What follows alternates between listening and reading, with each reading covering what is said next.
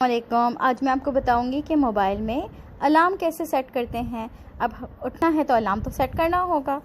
آپ جائیے اپنی اپلیکیشنز میں جہاں بہت سارے آئیکنز ہوتے ہیں گے، وہاں پر آپ کو دیکھے گا ایک کلاک، آپ کو کلاک نظر آ رہی ہے گی، اس پہ کلاک بھی لکھا ہوا ہے، گھڑی بنی ہوئی ہے گی، اس پہ کلک کریں۔ پھر آپ جائیں، پھر یہ جو پیج آئے گا اس پہ آپ پلس کے سائن پہ کلک کریں، پلس لکھا ہوا ہے نا، آپ دیکھیں ادھر پلس پہ کلک کریں۔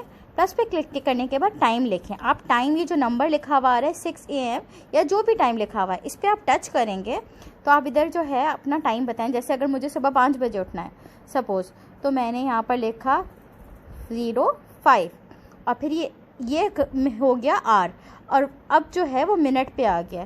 منٹ جو ہے مجھے جیسے 5:10 پہ اٹھنا ہے تو میں نے ادھر لکھ دیا 10 اور میں نے کر دیا سیو۔